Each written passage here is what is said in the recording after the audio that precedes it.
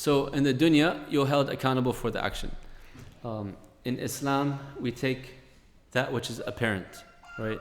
We can't judge the heart. Only Allah subhanahu wa ta'ala judges the heart, and we said that the niyyah is in the heart.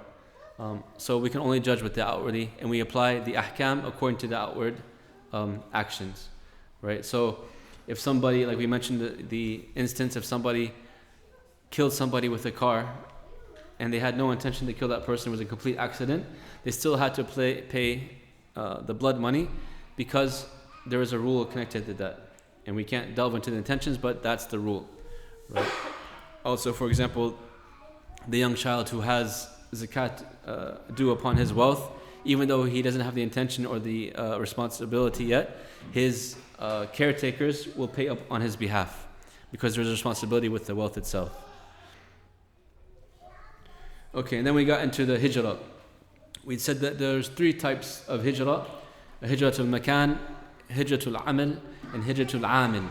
So the hijrah of the place, the hijrah of the one, the hijrah of the action, and the hijrah of the one doing an act, or the person. We covered the first one, hijratul makan. We said there was about 6 types. Can anybody mention them? The first one is migration from the non-Muslim land to the Muslim land, right? من بلد الكفر إلى بلد الإسلام. The second one, migration from a non-Muslim country or land to a Muslim land. من بلد الكفر إلى بلد الإسلام. Number 2,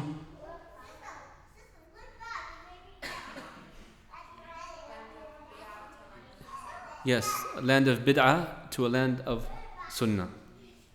Number 3, are you raising your hand? Yes.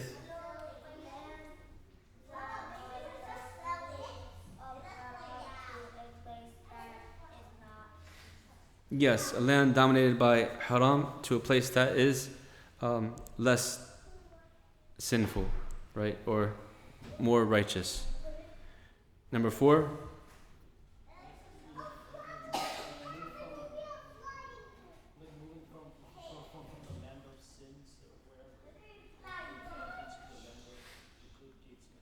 so yeah, we mentioned that one. Yes, we mentioned that one. From land of sin to land of righteousness, or better, less sin. Yes. And the 4th one?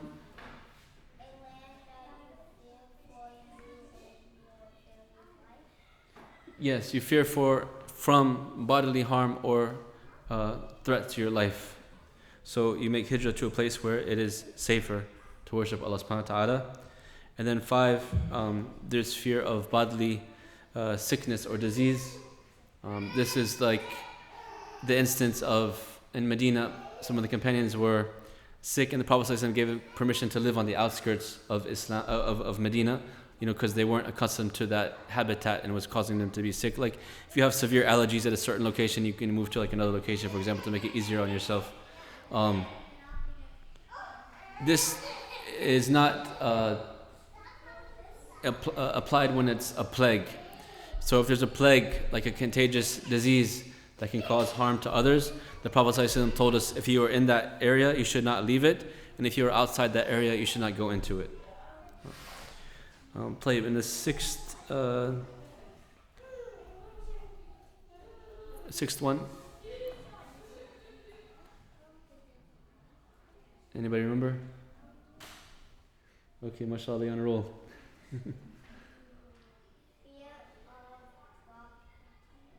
Property. Yes, you fear harm or loss of property or wealth, so you move to a safer place. If like people are going to unjustly confiscate your land or your house or take away your wealth or rob you, you move to a place where your property is protected. Those are hijratul makan, the leaving of the places. In terms of hijratul makan, if you are in a non-Muslim country but you are able to practice your religion, then it is not obligatory upon you to make hijrah. But many scholars say it's mustahab, like it's preferred if you're able to do so. If you are in a country or a place where you cannot practice your religion whatsoever, then most scholars say it becomes obligatory wajib upon you to make hijrah. And these are for people who are already in a non-Muslim land. Like you were either born there or your parents brought you when you were very young, etc. Right? You have these rulings. For Muslims living in Muslim land, the scholars say that it's not permissible to make hijrah from there to non-Muslim lands in general. They also said that if a Muslim is going to travel to a Muslim land, they put 3 major requirements. The first one is to have knowledge to fight with it the shubuhat. So enough knowledge of your deen to protect yourself from the doubtful matters in religion, in creed, in disbelief, in shirk. People trying to sway you away from your iman. Number 2, so first one ilm. Number 2, deen. Deen to fight shahawat, to abstain from the lower desires. You have enough taqwa, enough deen that you're not going to follow into the vices of that non-Muslim country.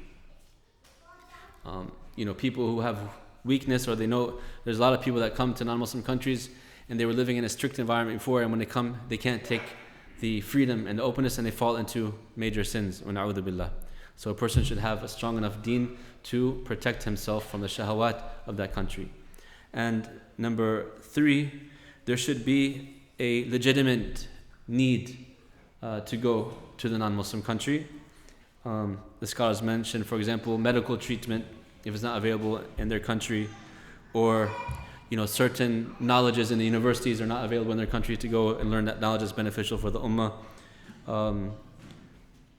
Business reasons, sometimes there's international trade and development, they can go to do that. Dawah, of course, that's one of the legitimate reasons to go and give dawah to the non-Muslims and tell them about Islam. Those are some of the permissible reasons. What about tourism, like going to make tourism?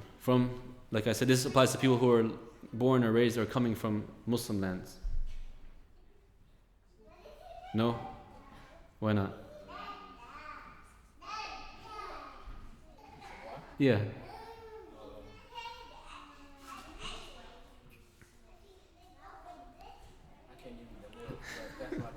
Okay, guessing. Alhamdulillah. So, a lot of scholars say preferably no, because of the potential harm that can come about, and there are plenty of Muslim countries that you can go, for visiting and tourism. Like I said, it's maybe a disputed matter. Some people say that if there's to increase your iman and to go see certain sites, etc., then it's okay. Other scholars with a stricter interpretation say no, there's the mafsada, is the evil or the wrong or the harm is greater than the good that will come about of it, so you should limit yourself to the Muslim lands. Wallahu a'lam. So all that basically was hijratu al-makan, leaving or dealing with the migration of the place. The second one is hijratul a'mal, or the migration of action. And this comes from the hadith of the Prophet ﷺ. Al-Muslim من سلم المسلمون من لسانه ويده والمهاجر من هاجر من نهى الله عنه. That the Muslim is the one who the Muslims are safe from his tongue and his hand. And the muhajir, the one who makes migration for the sake of Allah, is the one who leaves the haram. So hijratul a'mal means leaving the bad actions or the bad influences or the bad people, right? And this can be found in the hadith of the man who killed 99 people. It's a famous hadith. I won't go through the whole hadith, but basically at the end, he finds a great scholar who tells him to leave the place he is in because of the wrong actions that you're inclined to do, right? So this actually, the hadith applies to both hijratul makan, because he's leaving a place of haram to a righteous place, and also a'mal, because he was doing evil in that place, so he wants to go to a place to leave the evil that he was doing to be in a better place, right? In general, a Muslim always tries to stay away from the prohibitions of Allah subhanahu wa ta'ala, right? That's our main one of the main types of hijrah, right? To leave evil and wrong and sin and injustice for the sake of Allah subhanahu wa ta'ala. And number 3, hijratul amil, basically making hijrah or migration from a person. And this is basically from the Surah Tawbah, when the Prophet ﷺ gave kind of like a migration or a punishment to the 3 people who left or were not able to make the battle, right? They were forbidden, the Sahaba were forbidden to talk to them or give them salams until Allah subhanahu wa ta'ala sent down revelation saying that they had made a correct tawbah, right? So that's one instance. Also, the Prophet ﷺ, he said, لا يحل لمسلم أن يهجر أخاه فوق 3 ليال يلتقيان فيعرض هذا ويعرض هذا وخيرهما الذي بدأ بالسلام. That it is not permissible for a Muslim to make hajr, migration, away from his brother or sister, fellow Muslim, basically, over 3 days. And he says that, that person sees each other and they turn their face from each other, right? And the best of those 2 people who are kind of beefing or having a dispute with each other is the one who starts with the salam to make peace, right? So these ahadith show that it's permissible to have a migration from a certain person. Maybe you fear his evil, maybe you're trying to correct that person, so you get other people to ignore him, or I don't know what's the correct word for that in English, like boycott, maybe boycott a certain person. Maybe this person sells wine or pork in his store, and the Muslims stop shopping in that store because of that, or stop giving him salams. The scholars say though, this is mostly in the Muslim land, because the effect will be felt and the chance for fitna is not as much, right? Because it's a Muslim society. So if everybody around them, that person, stops giving him salam, stops greeting him, stops talking to him, being with him, etc., he's going to feel it, and he might come back to Allah subhanahu wa ta'ala, right? But they say in non-Muslim lands it's very dangerous, because that person doesn't have other Muslims to turn to or to come back to, and the shaitan might trick him to go to the non-Muslims or to become a worse Muslim, right? So the scholars say if this is going to be implemented, it should basically achieve a better result, not a worse result. So to inspire the person to come back to practicing, to be a better Muslim, to come back to Allah subhanahu wa ta'ala, not to drive a person away from Islam. Some people interpret this hadith wrongly, and they treat a brother for, first of all, sometimes a mistake that's not even a real mistake, or it's a difference of opinion amongst the scholars, and they totally boycott that person or talk badly about that person. And this is not what is meant. This is like for people who are doing something that is clearly a munkar or evil that's agreed upon, and it's going to bring them back to Allah subhanahu wa ta'ala. If those requirements aren't met, then it's better not to implement that form of boycotting. طيب.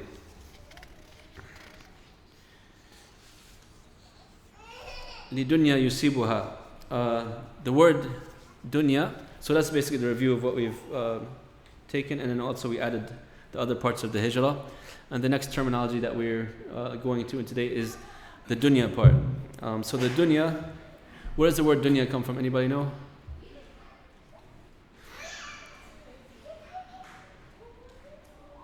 No? What is the word dunya? What is it meaning? What does it come from? Dain? No. Da, nun, ya, dunya. Dain is da, ya, nun. What does it mean in English first, dunya? So linguistically, yeah. So in the regular translation, it's like worldly, right? Dunya is the world. But linguistically, one of the meanings is from ad-dana, which means lower, to be lowly, right? And the other one, some say adana, to be close. Because close, we see the dunya, it's apparent to us, we desire it, we love it because it's right in front of our faces, right? But really, it's the akhirah that's the real thing. This is just a mirage. This is something that we're being fooled with, right? So even though it's close, it's not really close. It's something that's going to be disappearing. It's running away from you. Literally every second it's running away from you, right? And you're not going to really fully understand it until you go into the grave and find out that it's not the place for the abode, right? And then Dina, being lowered, because it's something like the Prophet ﷺ said one time when he was walking with his companions and they saw a dead carcass, right? A sheep or a goat that was dead. It was deformed and it was rotting. And the Prophet ﷺ said, "Who will buy this from me?" And the Sahaba, radiallahu anhum, they said, "Ya Rasulullah, even if it was alive, we wouldn't buy it from you because it's deformed. It's not worth anything, basically, right? Let alone now it's rotting and dead and disgusting." So the Prophet ﷺ, he said, the dunya in the sight of Allah is worse than this rotting carcass, right? In another narration, it's less than the wing of a mosquito. That's the reality of the dunya. It's something lower. And also scholars, they say that when a person is attached to the dunya, they become lowered themselves as well. Allah disgraces them. They become base. They become clinging to something that is not pleasing to Allah subhanahu wa ta'ala, right? I've mentioned before that in terms of the creation, there are three major types of creation, like in terms of taklif and shahawat, right? When it comes to responsibilities and desires. The first is the angels. They have taklif, but they don't have shahawat. So they're in a constant state of ibadah, worshipping Allah subhanahu wa ta'ala, right? Never disobeying and doing everything that He has ordered. And then you have the opposite extreme, which is the haywanat, the animals. They have shahawat, desires, but not taklif, no responsibilities. So their sole purpose is eating, drinking, having relations, to bring about offsprings, etc. That's their whole focus. Complete shahawat, right? They don't know right from wrong or anything like that. And then you have the ins and the jinn. They have both taklif and shahawat. They have both responsibility and desires. So the scholars say that if the emphasis is upon taklif, they will be up higher than the angels because they're overcoming their lower desires and reaching the lofty level of ibadah and fulfilling their responsibilities and obligations. But if they indulge into the shahawat, and the shahawat overtake them, they become lower than the animals, right? So dunya, it brings one low. And the Prophet ﷺ, he said, "من أصبح والدنيا أكبر همه لم يكن من الله في شيء وألزم الله قلبه أربعة خصال." That if the dunya becomes the most important hamma, obligation or aspiration for a person, then he will have nothing from Allah subhanahu wa ta'ala, and Allah will put in his heart 4 characteristics. هم لا ينقطع عنه أبدا, like concern or depression or like stress and anxiety that will never leave him. وشغل لا يفرغ عن منه أبدا, and work that is never complete. He's always trying to keep working and working and working, and he's never fulfilled, right? وفقر لا يبلغ غناه أبدا, and poverty that his wealth will never overcome.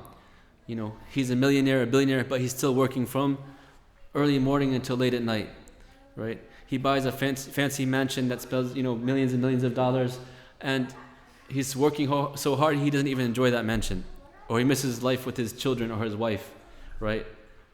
He has no, even though he's rich, he doesn't feel the richest because he didn't put Allah subhanahu wa ta'ala first. وَأَمْنٌ لَا يَبْلُغُ مُنْتَهَاهُ أَبَدًا, and he has these false hopes and desires that he will never really achieve. If he gets something, he always wants more. He's never satisfied.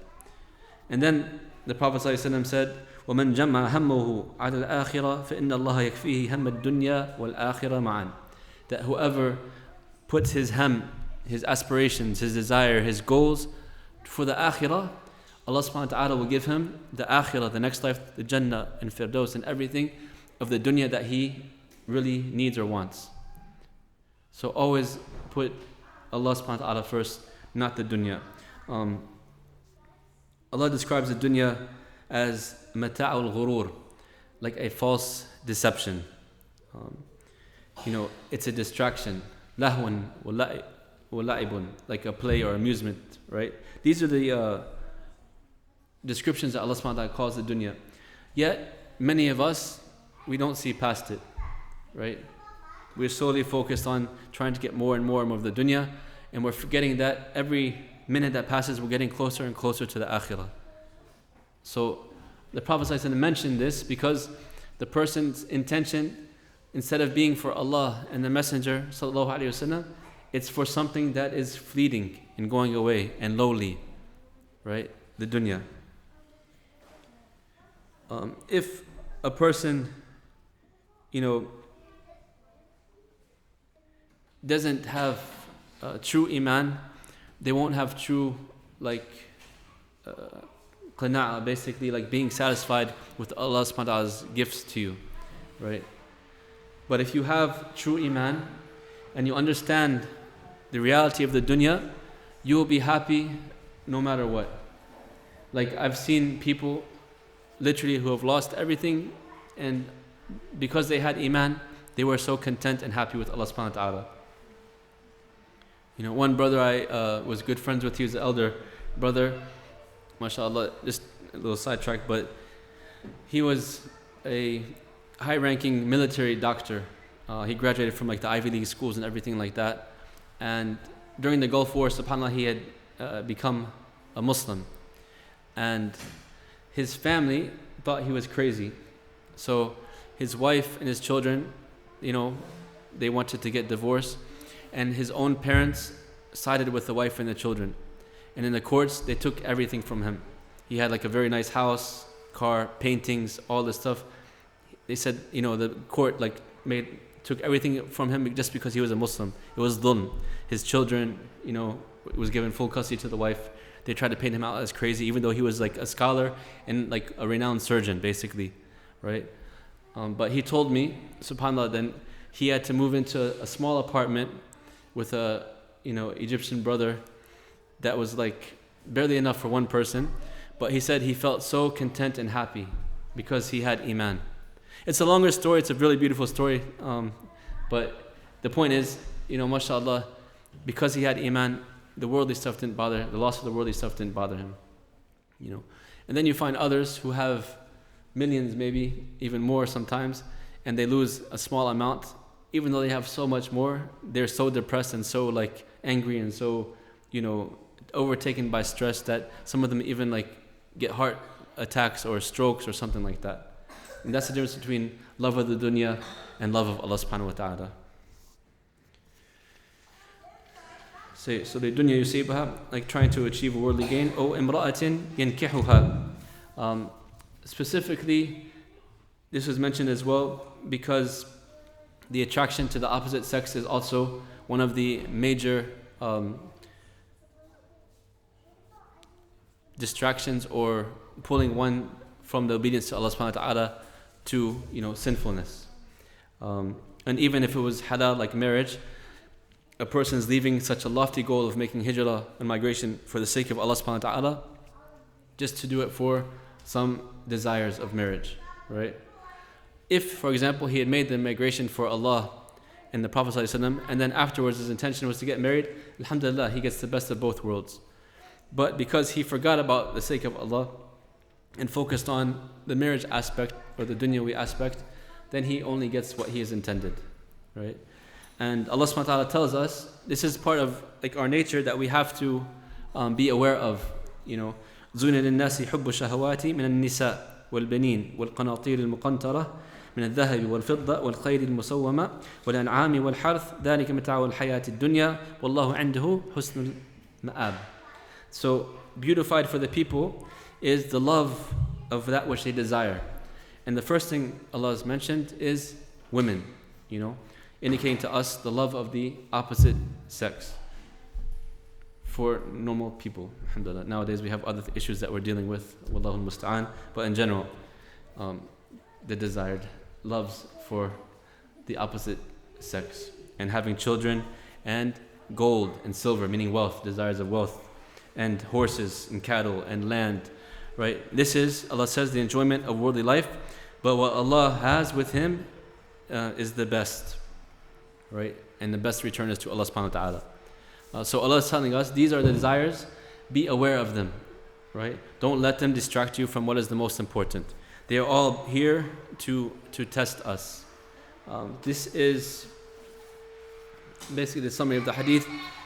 Intentions, some of the main points to take away, inshallah, before we finish, is that all the intentions are in the heart. So we can only judge based upon the outward appearances, as we mentioned. Allah will be the final judge of your intention or the person's intention, right? So be very careful to judge what's in the heart of people or to label people, especially calling them disbelievers or hypocrites, etc. If they outwardly show Islam and the etiquette of a Muslim, label them as a Muslim, right? Because the Prophet ﷺ said that if you call your brother a disbeliever, it will go back to one of you, right? And some scholars say that the hypocrite or munafiq is the same thing as well. So be careful about labeling people.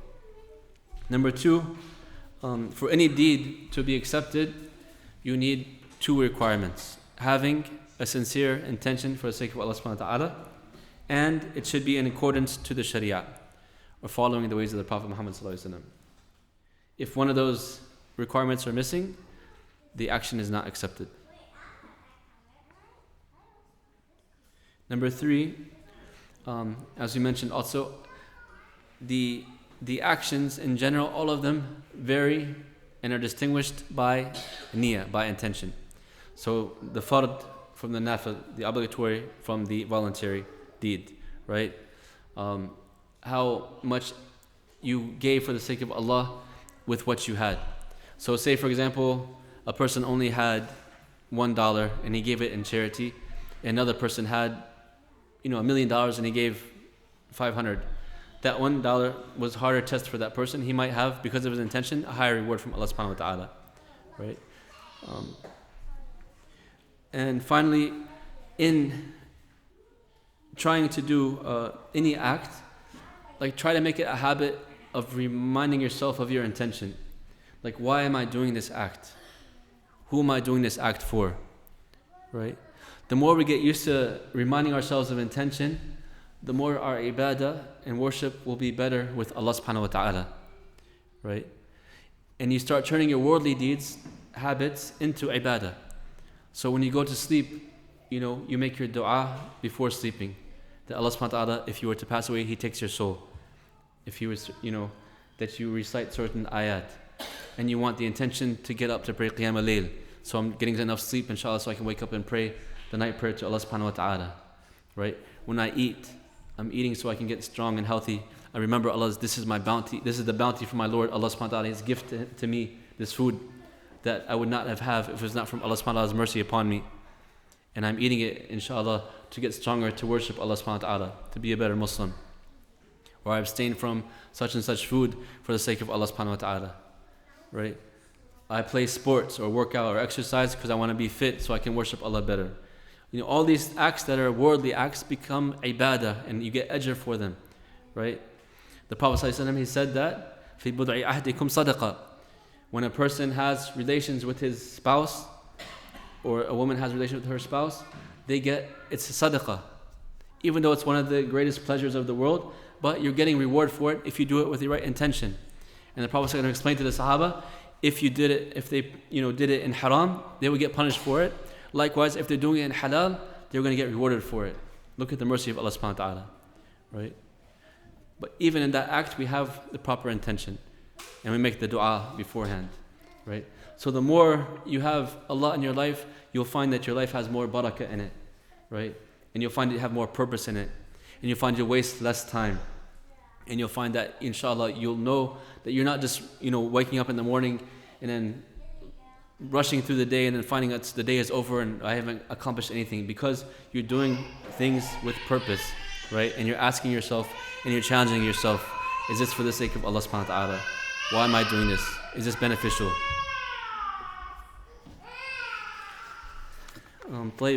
And just briefly, I won't do justice to it, but the hadith was narrated by, Imam Nawawi went into great detail of the two imams, and he mentioned their lineages on purpose out of respect for them and the great works that they did.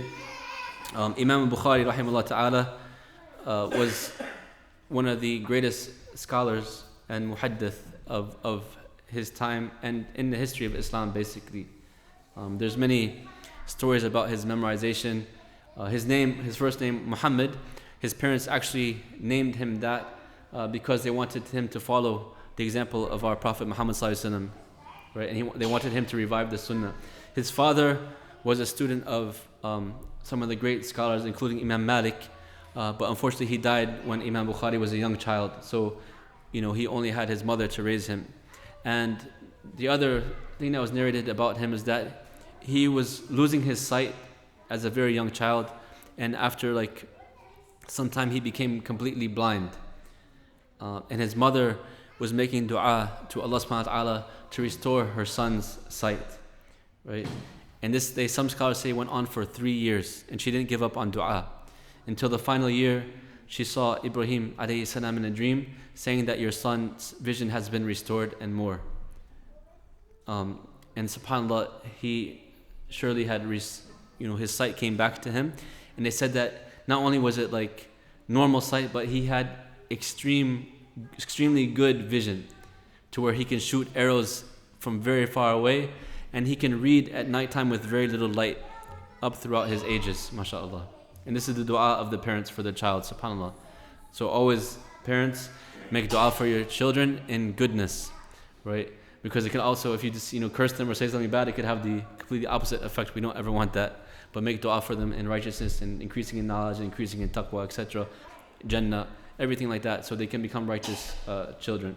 I don't understand the purpose of parents who curse their children or call them foul languages or foul name, because basically you're raising somebody that's going to be an oppressor to you, right? How are they going to be a righteous child to you if you don't teach them the right things to start with? So always make dua for your children, inshallah. And this is from the fruits. You'll find many scholars like the 4 Imams and others, subhanAllah, their parents made special du'as for them all the time. So he went on to memorize the Quran and many books of Hadith. They said he had a photographic memory. He could look at something once and he would memorize it. And there are some instances where he was criticized for not writing things down, and they challenged him, and he recited all the hadith that were narrated by the Shaykh. And another famous story that he was tested by some scholars when he went to another town. They had heard of his prowess in hadith, and so they gave him a test. There was 10 of them, and they agreed with each other to kind of do some changing of the isnad, the chain of narration, and the hadith.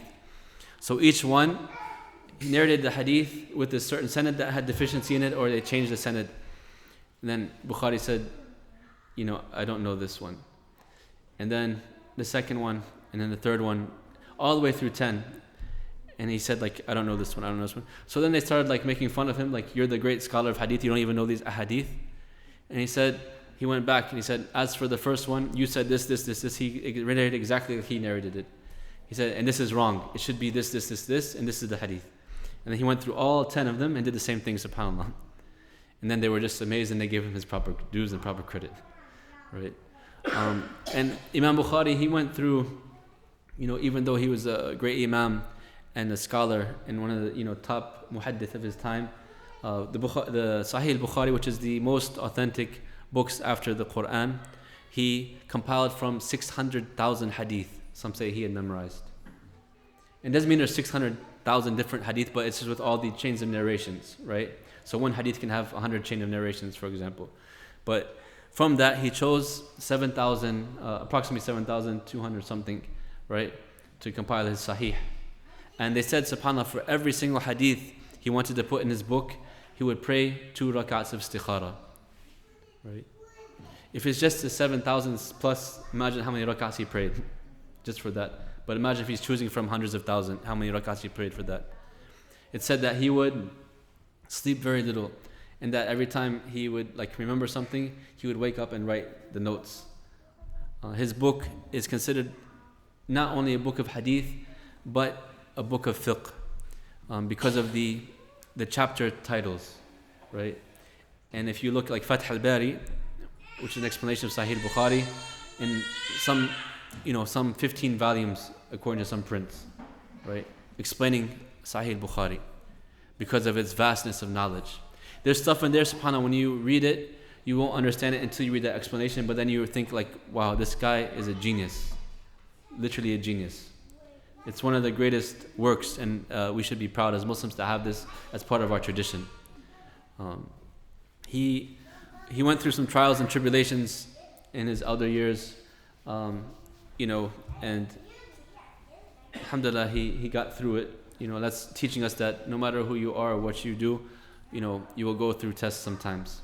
And in some narrations, the Prophet ﷺ said, "Inna Allah idha habba abdan ibtalahu," that if Allah loves a servant, He tries him or gives him tests or her tests, right? مُبْتَلَى عَلَى قَدْرِ إِيمَانِ, that the believer is tested according to the level of iman, right? And the most tested of believers are the anbiya, the prophets of Allah, the messengers, right? And then those that follow them in terms of righteousness or scholars. So the more knowledge you have, and the more taqwa you have, and the more iman you have, sometimes you have harder tests. So make those tests something that you will overcome and get closer to Allah subhanahu wa ta'ala with, not something that you will turn away from Allah or give up what you were doing from righteousness. I didn't bring the biographies with me, so we'll suffice with that, inshallah. And if you can go back and read about them, it's good to know about our scholars. Imam Muslim also was considered, a genius, a great scholar. He met Shaykh al-Bukhari. One of Bukhari's main teachers, that's where the fitna came about. He was labeling Bukhari a certain thing, like an innovation, etc. But Imam Muslim, he loved Imam Bukhari, and he left that Shaykh, even though he's apparently one of the older Shaykhs, to go to sit with Bukhari, because he can tell that Bukhari had more knowledge. And he stayed with him, until his death. And he learned so much from him. And he in his own right was a great muhaddith. And his book, Sahih Muslim, is one of the best also after Sahih Bukhari, the most authentic books after Sahih Bukhari. The difference is, if you read Muslim, it's kind of like clear cut. Basically, like all the chapters are in order. The hadith that you expect to be in the chapter, you'll find in that chapter. But Bukhari, sometimes it will say the chapter of something, and it'll be like a completely different hadith. And you're wondering, why is this? But then when you go back to the explanation, you're like, wow, this is amazing how he thought of this issue. We don't have time to get in all of those, inshallah, but I just want to give you a brief synopsis. And so when he says Bukhari and Muslim, that's called muttafaqun alayh, agreed upon. And that's the highest level of hadith, right? So if Bukhari and Muslim both agree upon a certain hadith, that's the highest level. After that, it's Bukhari. After that, it's Muslim by himself. After that, it's a dispute amongst the scholars. Some say Nasa'i, some say Tirmidhi, right? And then Abu Dawood, and then Ibn Majah. Those are the Kutub al-Sitta, right? The 6 books of hadith that contain most of the hadith of the Prophet ﷺ. The weakest of them is Ibn Majah. Some that's not included in Kutub Sitta because there's lots of statements of the Sahaba and fatwa and speech of Imam Malik. It's called the Muwatta. That's also one of the most authentic books actually in hadith if you go back to it. And there's many good explanations of that too. But we'll try to do like a little synopsis sometimes of the narrator and the Rawi, or the one who is narrating the hadith, inshallah, from the companion of the Prophet ﷺ, and the one whose book it was passed by on. So if you have any questions now, we'll stop and open the door for questions or comments or suggestions, inshallah. Yes? Question about the hijrah. What happens if a person comes from a Muslim country to another Muslim country, and the niyyah is for dunya? So can this person change his niyyah after coming from a Muslim? Yeah, that's a good question. So he says, what about a Muslim who had the intention to come to a non-Muslim country, from a Muslim country, for the dunya purposes, completely dunya purposes? Can he or she change their intention? Yes, So they can go back if they're able to do so, or if they're unable to do so, they change their intention that they're going to be here for a certain purpose and try to fulfill that purpose and get closer to Allah subhanahu wa ta'ala. If they had gone to a place where they're not able to practice their deen, then definitely they should migrate to another place that they're able to practice their deen. Exactly. Yes?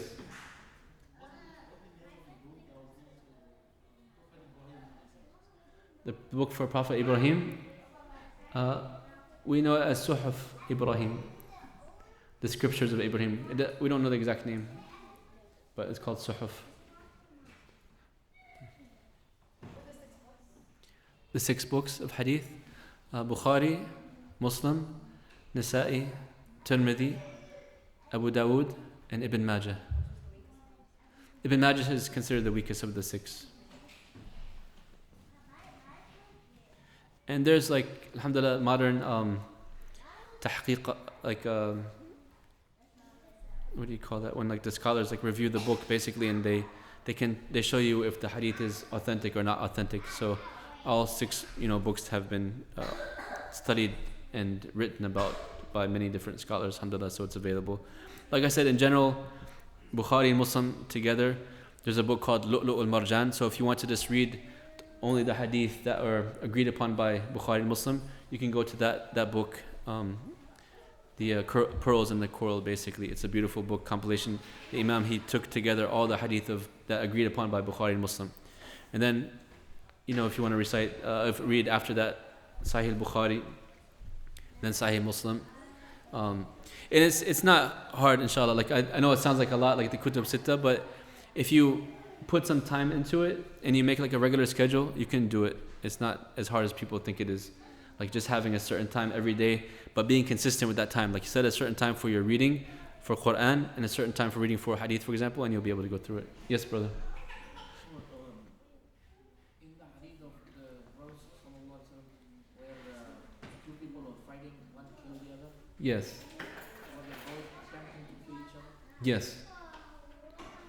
So he's asking about the hadith that shows that sometimes you can be taken into account because of your intention. Al-qatilu wal-maqtul fi an-nar. The killer and the one who was killed are in the hellfire. And the companions asked, we know why the killer is in the hellfire, but why is the one that was killed in the hellfire? And the Prophet ﷺ said, كَانَ حَرِيسٌ عَلَى قَتْلِ أَخِي. He was keen on killing his brother. So because of his evil intention, he is also punished for as if he had did the actual sin.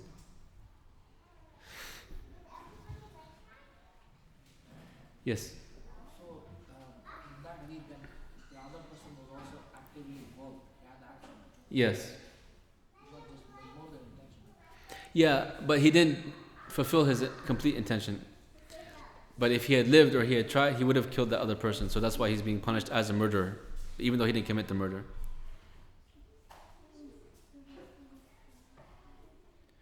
Yes.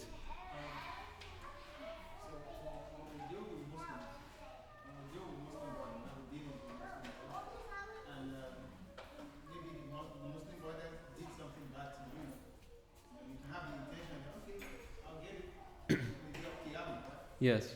So can we have that same idea, that same mentality with non-Muslim? Yeah. So he's saying like if you have a problem with another Muslim and they had did injustice to you, excuse me, and you say like, khalas, I'll leave it for Allah to take care of Yawm al-Qiyamah. Like I'll get my rights on the Day of Judgment. I'm going to sacrifice it. For now, I'm not going to go after, like let him take advantage of me or whatever. I'll get my rights on Yawm al-Qiyamah. Can you do that to a non-Muslim too? Yes. So before the actual finalization of the judgment day, anybody, and non-Muslims also will be able to take it from the Muslims. They will get their rights restored to them before Allah subhanahu wa ta'ala sentences everybody to their permanent abode of Jannah or Nar. Right? Because Allah subhanahu wa ta'ala does not accept dhulm, injustice. So if any right you have over somebody, Muslim or non-Muslim, they will have the ability to take that right back on the Day of Judgment. So the Prophet ﷺ said, fulfill your rights now before it's too late. Right? Don't leave it for that time. Yes. Well, non-Muslim doesn't have anything to do, not any good, no salah, nothing from this. Yeah. Allahu A'lam. But they will have maybe you slap one on the I don't know, astaghfirullah. I mean, I don't know. There's some type of like Allah subhanahu wa ta'ala, it's ilm al-ghayb, we can't say for sure. Only Allah knows. But there will be some type of like fulfilling that my right was met, basically, in the hereafter. Right. And then beyond that, like the people of Jannah will able to look at the people of the hellfire, and you can see them, from the Jannah. So that's also like adding to your, basically getting your justice.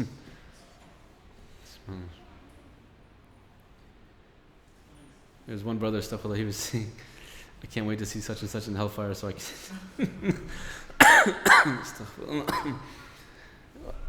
Excuse me. So, alhamdulillah, this hadith we did more like a wider explanation because it's such an important hadith. In general, we'll do like a little bit shorter explanations to get through the chapters, inshallah. But every time we get to a major hadith, we'll probably spend a little bit more time on it. Do you guys want to include the biographies and stuff as well? Are we going along or? Yes? Okay, inshallah. We'll try to do like a little biographies each time. Khalas, so next week we'll start with Hadith Aisha radiallahu anha, and continue on with the chapter. So if you have Riyad as-Saliheen, you read the next couple of hadith, inshallah, and we'll go forward next Friday, bi'idhnillah. طيب سبحانك اللهم وبحمدك أشهد أن لا إله إلا أنت أستغفرك وأتوب إليك. السلام عليكم ورحمة الله.